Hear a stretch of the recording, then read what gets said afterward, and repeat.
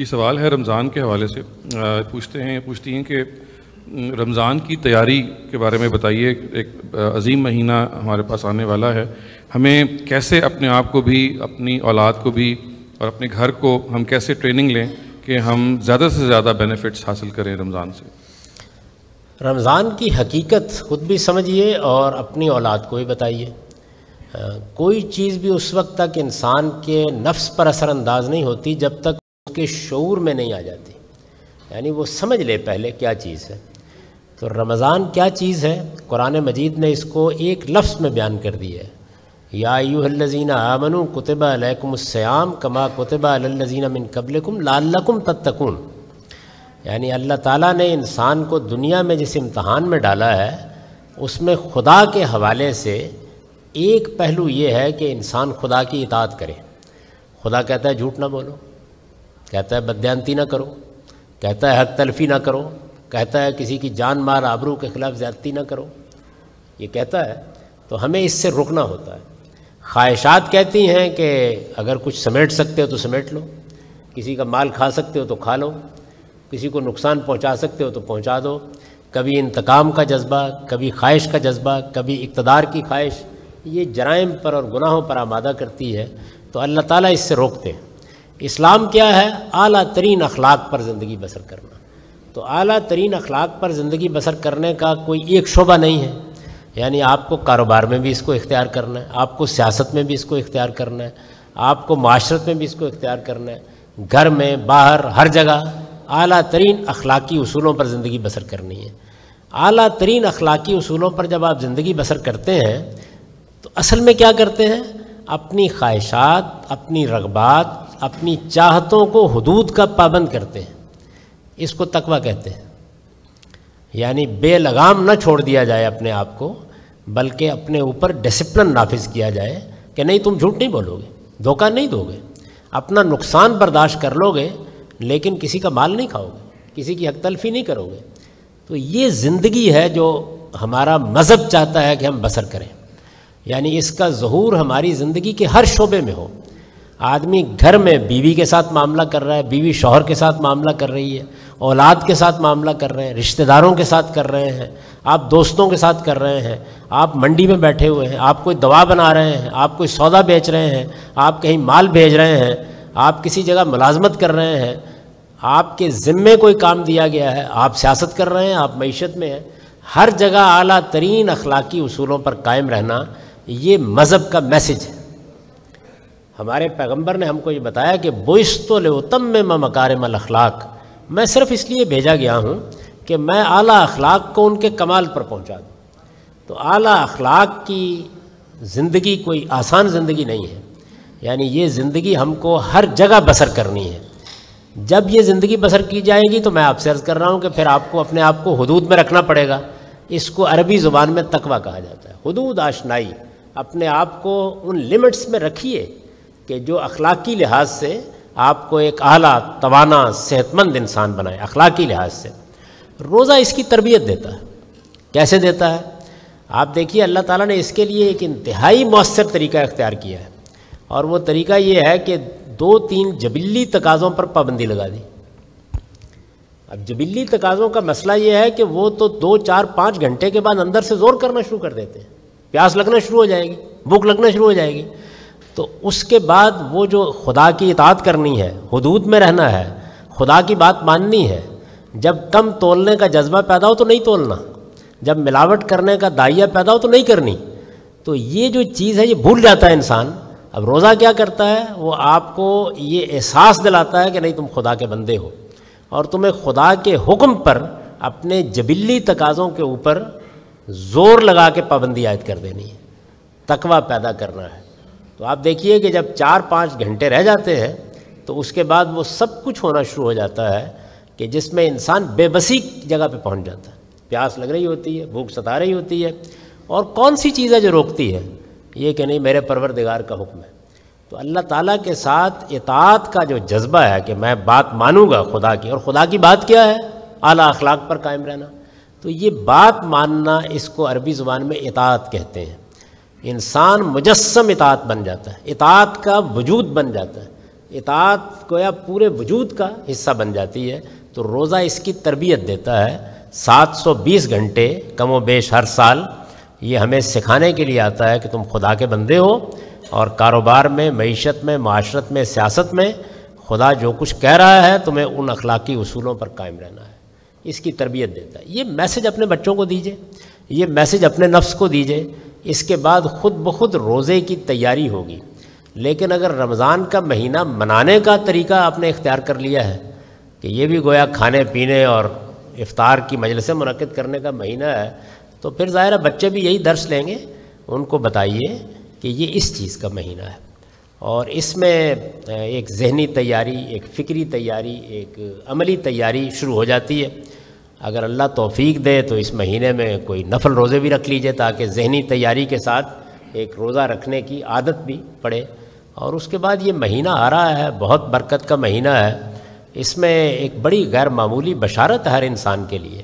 گناہ دو طرح کے ہیں، ایک جو وہ خدا کے حوالے سے ہوتے ہیں، ایک جو بندوں کے حوالے سے ہوتے ہیں۔ بندوں کے حوالے سے کوئی گناہ اس وقت تک معاف نہیں ہوتا جب تک بندہ معاف نہ کر دے۔ یعنی قتل معاف نہیں ہو جائے گا، زیادتی معاف نہیں ہو جائے گی، حق تلفی معاف نہیں ہو جائے گی، وہ تو بندے کے ساتھ معاملہ کرنا ہے۔ لیکن کچھ گناہ ہیں جو خدا کے حوالے سے ہوتے ہیں، نماز رہ گئی، روزے میں کوتاہی ہو گئی، تو رمضان ان گناہوں کی معافی کا ذریعہ بن جاتا ہے۔ تو اس لحاظ سے اللہ کی بڑی بشارت ہے۔ اپنے متعلق اللہ تعالیٰ عمرے سے، رمضان سے گناہ معاف کرتے ہیں، لیکن ملاوٹ معاف نہیں کر سکتے، دھوکہ دہی معاف نہیں کریں گے، کیونکہ اس میں دوسرا آدمی زیر بحث آ گیا۔ اس میں تو رسول اللہ نے فرمایا ہے کہ اگر یہاں معاملہ صاف کر کے نہیں جاؤ گے تو قیامت میں اس فرد کو موقع دیا جائے گا کہ وہ آپ کے ساتھ معاملہ کرے، اور وہ معاملہ جب کرنے اٹھے گا تو آپ کے پاس دینے کے لیے سوائے نیکیوں کے اور لینے کے لیے سوائے برائیوں کے کچھ نہیں ہوگا۔ تو اس لیے اللہ کے بندوں کے جو حقوق ہیں ان کے بارے میں کبھی یہ خیال نہ کیجیے کہ رمضان آئے گا، روزے رکھیں گے معاف ہو جائیں گے، حج کریں گے معاف ہو جائیں گے۔ حج میں، عمرے میں گناہ معاف ہوتے ہیں، لیکن کون سے؟ وہ جو خدا سے متعلق ہے، بس وہی معاف ہوتے ہیں۔ یہ سوال رمضان کے متعلق ہے کہ پوچھتے ہیں کہ ہم اپنے اس رمضان کو جو آ رہا ہے، قریب آ رہا ہے، اس کو کیسے بہتر سے بہتر گزار سکتے ہیں، اور خاص طور سے اپنی اولاد کو ہم اس کے بارے میں کیا نصیحت کر سکتے ہیں؟ سب سے پہلی چیز تو یہ ہے، وہ یہ ہے کہ آپ یہ ہر عبادات در حقیقت ہیں کیا؟ یہ اللہ تعالیٰ کے ساتھ ہمارے تعلق کا سمبولک ایکسپریشن ہے، علامتی اظہار ہے۔ تو ہر عبادت کی حقیقت سمجھنی چاہیے۔ روزے کی حقیقت کیا ہے اس کو بہت اچھی طرح سمجھنا چاہیے۔ آپ اگر زحمت نہ ہو تو میری کتاب میزان میں روزے کا باب نکال کے پڑھیے، اس میں نے بتایا ہے کہ روزہ کیا چیز ہے۔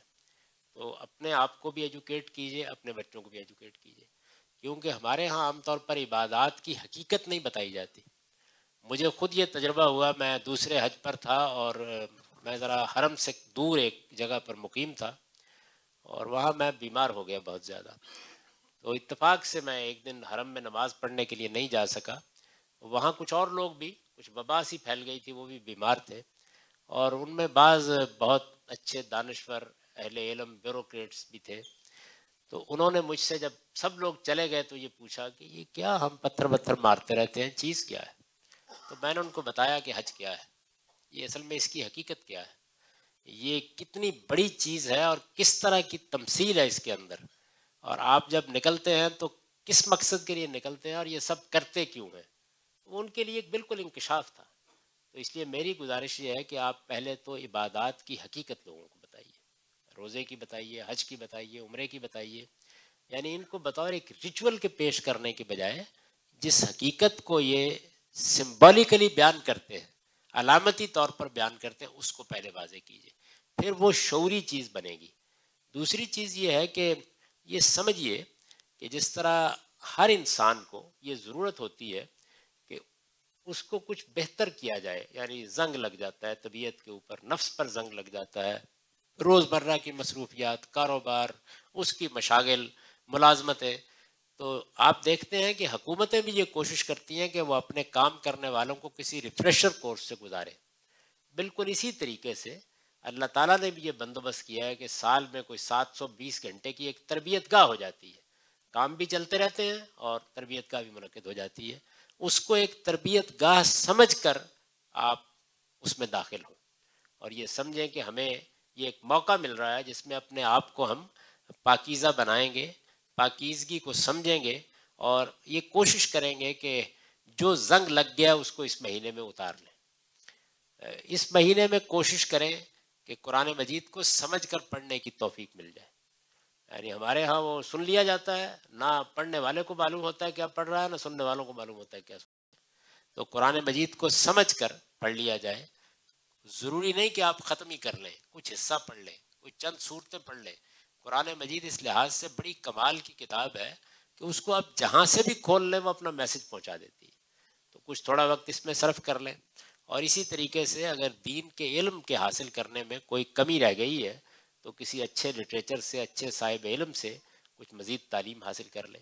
یہ چیزیں ہیں جن کو سامنے رکھنا چاہیے، لیکن ظاہر ہے ہر آدمی اس کا لائے عمل اپنے حالات کے لحاظ سے بتائے گا اور اسی کے لحاظ سے بنائے گا بھی۔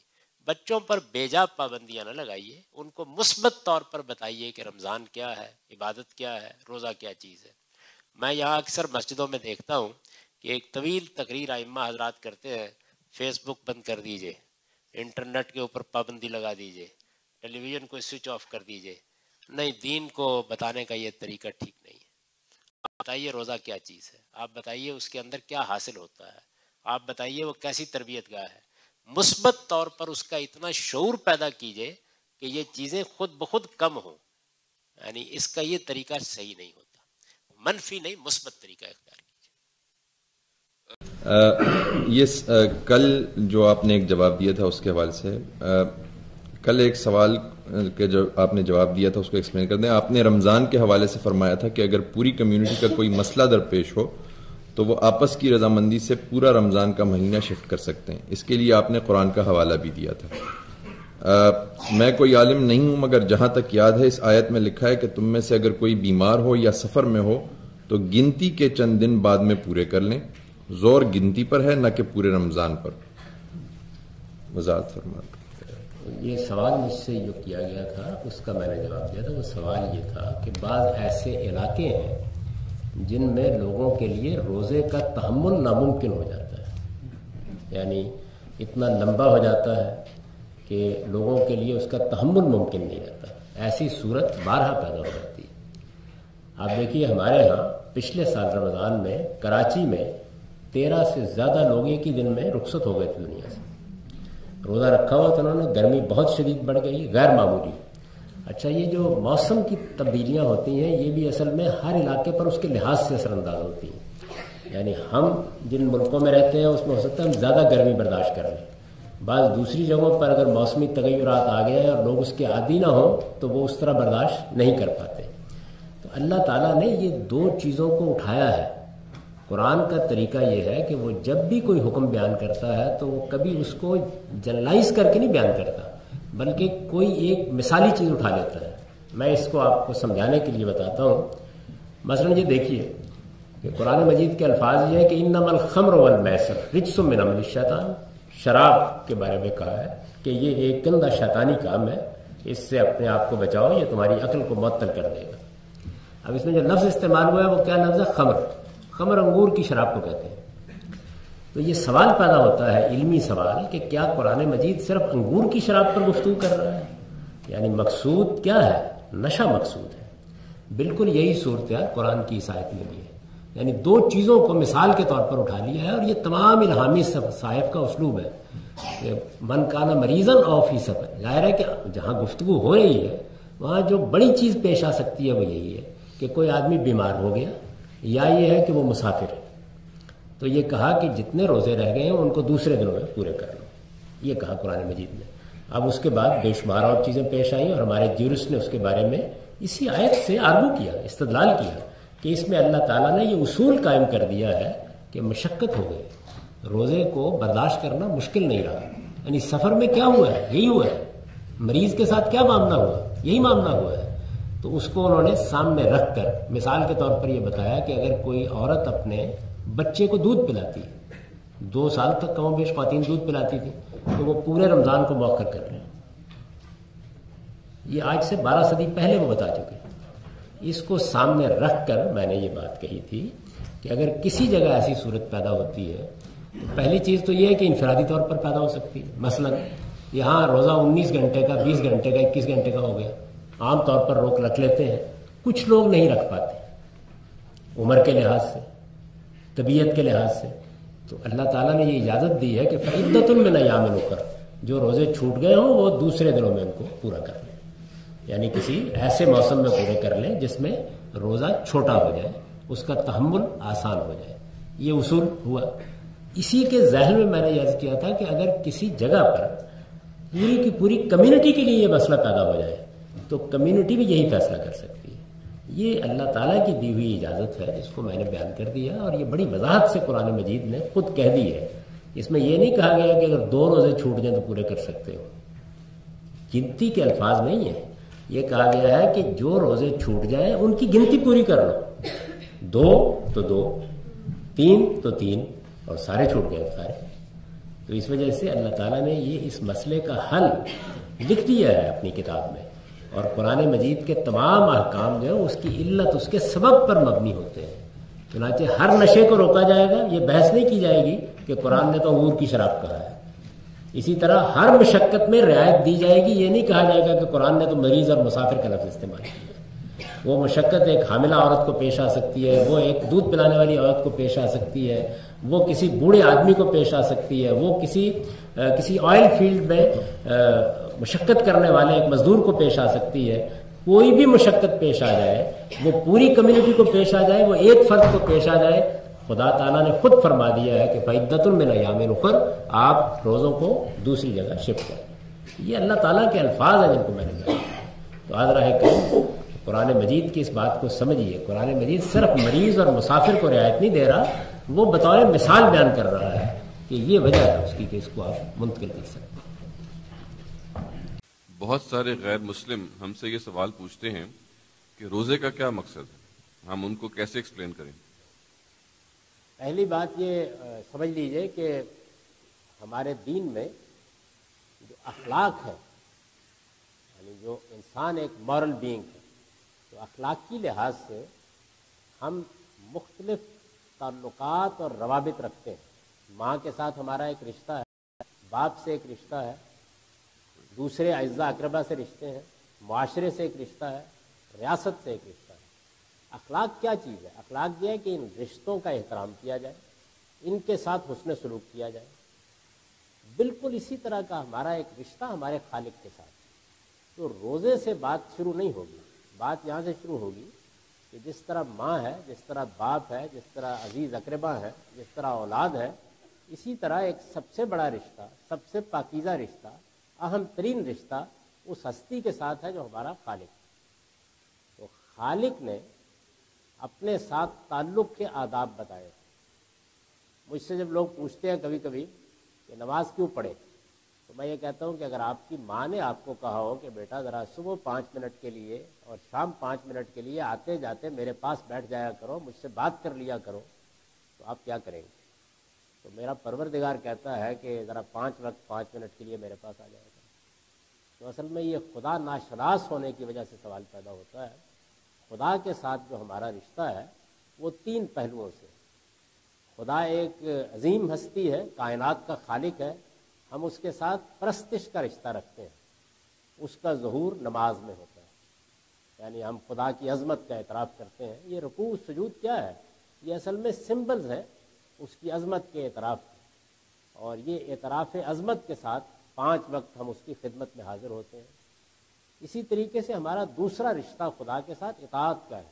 وہ حکم دیتا ہے، بادشاہ ہے، ہم اس کی بات مانتے ہیں. یہ جو اطاعت ہے اس کی تربیت کے لیے، اطاعت کے تعلق کی تربیت کے لیے روزے کی عبادت ہے. اس میں ہم کیا کرتے ہیں؟ ہم چند ان چیزوں پر پابندی قبول کرتے ہیں جن پر عام حالات میں پابندی کی کوئی ضرورت نہیں ہوتی، اور اس طرح مجسم اطاعت بن جاتے ہیں، یعنی اطاعت کا وجود بن جاتے ہیں. آپ دیکھیے کیسے، یعنی آپ اصل میں اپنی جبلت کے بعد ایسے تقاضوں پر پابندی لگاتے ہیں کہ جیسے جیسے وقت گزرتا ہے وہ تقاضے اندر سے زور کرنا شروع کر دیتے ہیں. کہیں 4 گھنٹے بعد، کہیں 5 گھنٹے کے بعد. اس کے بعد جو اندر کی یہ طاقت ہے آپ کی جبلت کی، انسٹنکٹ کی، کہ مجھے پلاؤ، مجھے کھلاؤ، آپ جب اس کے مقابل میں کھڑے ہو کر یہ کہتے ہیں کہ نہیں ابھی خدا کا حکم نہیں آیا، تو یہ اصل میں اطاعت کی تربیت ہے۔ روزہ اس مقصد کے لیے رکھا جاتا ہے۔ یہ 720 گھنٹے کی کم و بیش سال میں ایک تربیت گاہ منعقد ہو جاتی ہے۔ تو جو لوگ دنیا کے اندر بڑے بڑے مقامات حاصل کرنے کے لیے روز تربیتی کورسز کرتے ہیں، ان سے کہیے کہ خدا کے ساتھ تعلق کے لیے ہم یہ سال میں ایک مرتبہ کیا کرتے ہیں۔ یہ سوال بھی رمضان کے متعلق ہے۔ یہ فرماتے ہیں کہ رمضان is a difficult time in the US. We have to carry on our daily duties and chores and work, and it's difficult to practice Islam during Ramadan and still be fresh and be dutiful. So how do we create a balance between our Islamic duties and carrying on work? یہ اللہ تعالیٰ کی عبادت کے تقاضوں میں مشکلات پیش آتی ہیں۔ جب آپ نے اس ملک کا انتخاب کیا ہے تو یہ ملک آپ کو وہ سہولتیں نہیں فراہم کرے گا جو آپ کی مذہبی ذمہ داریوں کو انجام دینے کے لیے ہو سکتی ہیں۔ مسلمان ملکوں میں بعض اوقات سہولت کا اہتمام کر دیا جاتا ہے، تو اس وجہ سے کچھ مشقت تو اٹھانی پڑے گی۔ روزے آپ پر فرض ہیں، اور جس طریقے سے انسان کو خوراک کی ضرورت ہے، پانی کی ضرورت ہے، اسی طرح سے گھروں کی ضرورت ہے، بالکل اسی طرح سے اس کو اپنی روح کی اور اپنے نفس کی پاکیزگی کی بھی ضرورت ہے۔ تو یہ کوئی معمولی اہتمام نہیں ہے جو رمضان میں کیا جاتا ہے، یہ خدا سے ہمارے اطاعت کے تعلق کا اظہار ہے۔ انسان اس میں مجسم اطاعت بن جاتا ہے۔ تو یہ مشقت آدمی کو اٹھانے کے لیے تیار ہونا چاہیے ذہنی لحاظ سے۔ جو ذمہ داریاں آپ نے لی ہوئی ہیں وہ بھی ظاہر ہے آپ کو پوری کرنی ہوں گی۔ اس میں زیادہ سے زیادہ جو رعایت ہو سکتی ہے وہ یہ ہو سکتی ہے کہ آپ کے لیے اگر کوئی دن سخت ہوں تو آپ ان کو تبدیل کر کے دوسرے دنوں میں روزے رکھ لیں۔ یہ اجازت خود اللہ تعالیٰ نے دے دی۔ یہ بتا دیا ہے کہ اگر کوئی مشکل پیش آ گئی ہے، بیماری ہے، سفر ہے، اور کوئی چیز اس طرح کی چیز ہے، تو آپ فعدۃ من ایام اخر دوسرے دنوں میں ان کو پورا کر لیں۔ اور کسی اچھے موسم میں جس میں ذرا کم حدت ہوتی ہے یا جس میں کام کرنا آسان ہوتا ہے، آپ اس کو شفٹ کر سکتے ہیں، لیکن روزے تو بہرحال رکھنے ہی ہوں گے۔ سوال ہے جی کہ روزے کے دوران جس طرح ایستھما کا مریض انہیلر یا ڈائبیٹک انسولین استعمال کر سکتا ہے، کیا اسی طرح اگر روزے کے دوران سر درد مائیگرین کا اٹیک ہو تو 2 گولی دوائی کھائی جا سکتی ہے تاکہ طبیعت زیادہ خراب نہ ہو اور روزہ توڑنے کی نوبت نہ آئے، جبکہ روزے کا فدیہ بھی دیا جا سکتا ہو؟ یہ بات یہ ہے کہ جب آپ کوئی عبادت کرتے ہیں تو عبادت میں اگر وہ کام آپ کریں گے کہ جو اس کی حد ہی توڑ دے تو عبادت کی علامتی حیثیت ہی ختم ہو جائے گی۔ یعنی پھر کوئی آدمی یہ کہے گا کہ دیکھیے اگر 2-4 نوالے بھی میں لے لوں اور روزہ اس سے نپ جائے تو کیا فرق پڑتا ہے۔ تو اس وجہ سے روزے میں یہ کام تو نہیں کرنا چاہیے۔ جو اللہ نے آپ کو رعایت دی ہے، یہ اللہ کی عائد کردہ ایک عبادت ہے۔ اگر آپ اس وقت اس کیفیت میں ہیں تو اللہ تعالیٰ نے فرمایا کہ آپ رمضان کے بعد روزے پورے کر لیجئے، اور اگر کوئی ایسی بیماری ہے کہ جس سے شفا یاب ہونے کا امکان نہیں ہے بظاہر، تو اللہ معاف فرمائے گا۔ آپ کو چھٹی ہوئی، اس پہ اللہ تعالیٰ کا شکر ادا کیجئے، اس میں تردد کی کیا بات ہے۔ اور اس میں آپ فدیہ اگر دینا چاہیں تو بہت اچھی بات ہے، ضرور دیں، اس سے کسی کو کچھ ملے گا ہی۔ اور موقع تلاش کرتے رہنا چاہیے کہ ہم غریبوں کی مدد کریں، جو کچھ بھی ان کے لیے کر سکتے ہیں کریں۔ اس سال رمضان کے دوران طلبہ کے GCSE کے امتحانات آ رہے ہیں، روزے بہت لمبے ہیں، طلبہ کے امتحان پر اثر ہونے کا اندیشہ ہے، کیا طلبہ رمضان کے روزے مؤخر کر سکتے ہیں؟ جی بالکل کر سکتے ہیں، کسی بھی ضرورت کے تحت، مشقت کے تحت آپ روزے مؤخر کر کے دوسرے دنوں میں رکھ سکتے ہیں۔ بلکہ اگر وہ صورت پیدا ہو جائے جو بعض مغربی ملکوں میں پیدا ہو جاتی ہے یا شمال کے بعض ملکوں میں پیدا ہو جاتی ہے کہ روزہ بہت لمبا ہو جاتا ہے یا بہت سخت ہو جاتا ہے، تحمل اس کا ممکن نہیں ہوتا، تو اس میں بھی آپ رمضان کو مؤخر کر سکتے ہیں اور کسی دوسرے موسم میں روزے رکھ سکتے ہیں۔ یہ تو اللہ تعالیٰ نے خود قرآن مجید میں بتا دیا ہے۔ بہت سوال رمضان سے متعلق ہے کہ what is the importance of Taraweeh prayer in Ramadan and how many رکعتس، اور اس کا دوسرا ایسا ہی ہے کہ جی مون سائٹنگ کے بارے میں جو obviously ایک بہت اہم ایشو ہے کہ how can we have one Eid in the US۔ دیکھیے جی، جب تک مولوی زندہ ہیں ایک عید تو نہیں ہو سکتی۔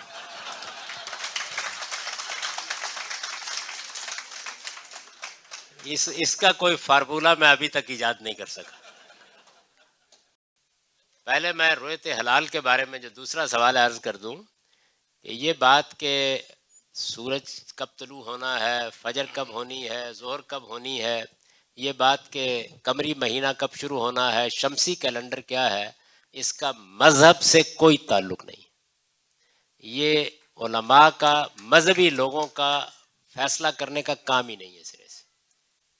یہ علم فلکیات کے ماہرین کا کام ہے. یعنی پہلی بنیادی بات یہ سمجھ لیجیے کہ اس کا مذہبی علماء سے کوئی تعلق نہیں. قمری مہینہ کیسے طے کیا جاتا تھا؟ مجھے یہ بتائیے کہ جب 30 دن پورے ہو جائیں تو پھر آپ چاند دیکھتے ہیں؟ میں پوچھتا ہوں کیوں نہیں دیکھتے؟ اگر چاند دیکھے بغیر نہیں فیصلہ ہو سکتا تو 30 تاریخ کو چاند کیوں نہیں دیکھتے؟ اس کی وجہ کیا ہے؟ اس کی وجہ یہ ہے کہ اس زمانے کے علم میں بھی یہ بات اسٹیبلش ہو چکی تھی کہ قمری مہینہ 30 دن سے زیادہ کا نہیں ہو سکتا. یعنی تجربے اور مشاہدے کی بنیاد پر فلکیات کے علم میں یہ بات طے ہو چکی تھی. یہ اس زمانے میں بھی ہر شخص کو معلوم ہو چکا تھا کہ قمری مہینہ 30 دن سے زیادہ کا نہیں ہو سکتا، لہذا کوئی چاند نہیں دیکھتا. کبھی کبھی 29 کے معاملے میں آپ کو معلوم ہے کہ 29 دن اور کچھ گھنٹوں میں چاند کی پیدائش کا عمل ہوتا ہے، تو اس میں فرق واقع ہو جاتا تھا. اس زمانے میں ایک ہی طریقہ تھا اور وہ یہ ہے کہ افق پر چاند دیکھ لیا جائے.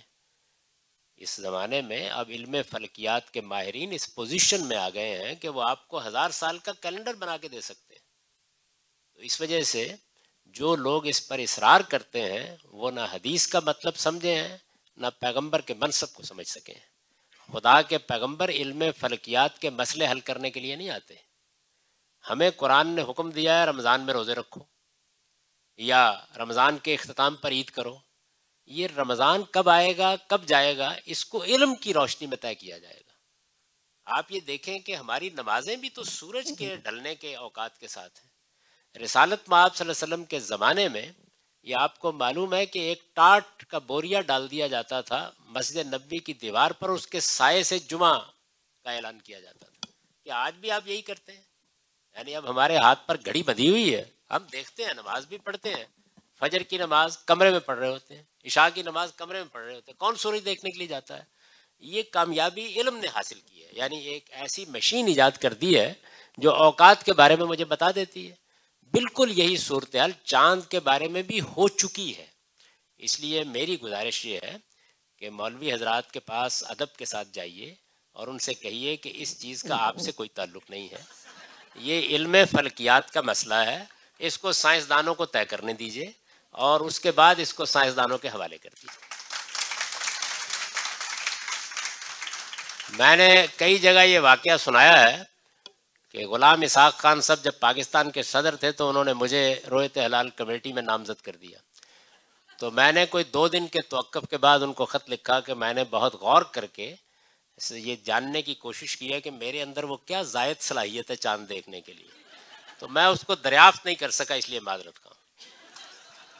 یہ میرا یا کسی دین کے عالم کا کام ہی نہیں ہے، حقیقت میں یہ سائنسدانوں کا کام ہے. تو پہلی چیز میں عرض کرتا ہوں وہ یہ ہے، جب تک آپ دیکھیے، ہمیشہ یاد رکھیے کہ اگر ایک مسئلے کا تعلق ڈاکٹر سے ہے اور آپ اس کو ڈاکٹر کے سپرد نہیں کریں گے تو پھر آپ ساری زندگی عاملوں کے دھکے کھائیں گے.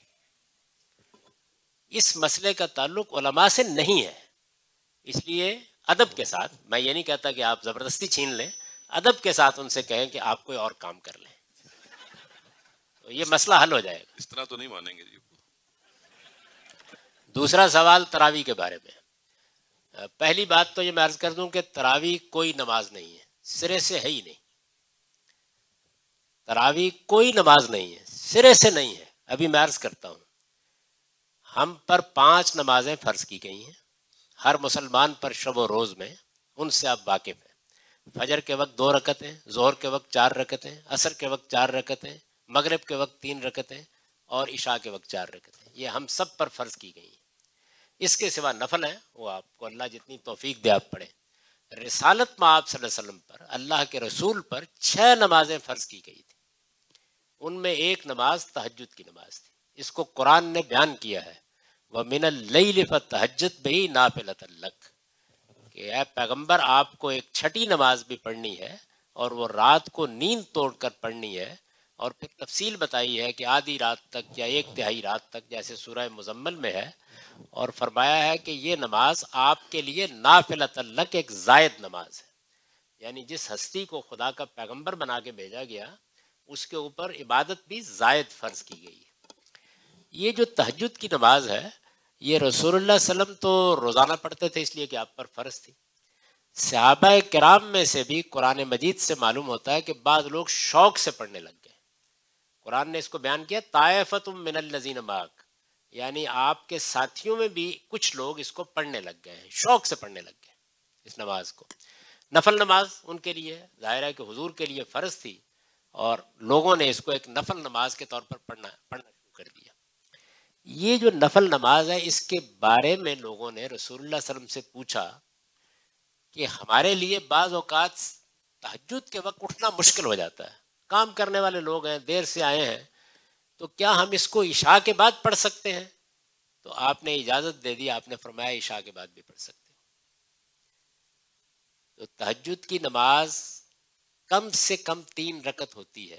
یہ جو وتر آپ پڑھتے ہیں یہ وہی تہجد کی نماز ہے۔ عشاء کی نماز کے ساتھ عام طور پر 3 وتر پڑھتے ہیں حنفی لوگ، یہ تہجد کی نماز ہے جو رسول اللہ نے اجازت دے دی کہ آپ عشاء کے بعد پڑھ سکتے ہیں، تو کم سے کم 3 رکعتیں لوگ پڑھنے لگ گئے۔ یہ نماز ہمیشہ طاق ہوتی ہے، ہمیشہ 3، 5، 7، 9، 11 جتنی آپ چاہے پڑھ لیں، جتنی چاہے رکعتیں پڑھ لیں، اس کی کوئی متعین رکعتیں نہیں ہیں۔ نفل نماز ہے، تہجد کی نماز ہے، اس کا صحیح وقت تہجد کا ہے، رسول اللہ نے اس کو عشاء کے بعد پڑھنے کی اجازت دی ہے۔ تو اس سے لوگوں نے رمضان میں یہ طریقہ اختیار کر لیا کہ وہ 23 رکعت پڑھنے لگ گئے، بعض لوگ 11 رکعت پڑھنے لگ گئے۔ امام مالک کے زمانے میں مدینے میں لوگ 49 رکعتیں پڑھتے تھے۔ تہجد کی نماز ہے، کوئی نئی نماز نہیں ہے، ہمیشہ طاق پڑھی جائے گی، 3، 5، 7، 9، کم سے کم 3 رکعتیں پڑھی جاتی ہے۔ رسول اللہ پر فرض تھی، آپ کی اجازت سے اس کو عشاء کے بعد پڑھا جا سکتا ہے۔ اس کا اصل وقت وہی ہے، تہجد کا وقت۔ حضرت عمر رضی اللہ عنہ نے صرف یہ دیکھا تھا کہ لوگ مسجد میں الگ الگ جماعتیں کرا رہے ہیں، تو ان کی طبیعت میں چونکہ بڑا ڈسپلن تھا، تو انہوں نے کہا کہ بھائی ایک امام مقرر کر لو۔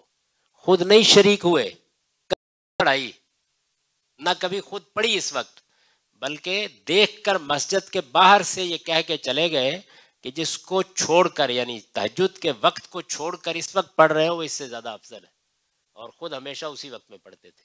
تو یہ ہے تراویح کی حقیقت، یہ کوئی الگ نماز نہیں ہے۔ تو اس لیے از راہ کرم اس میں بھی لڑائی جھگڑا بند کر دیں۔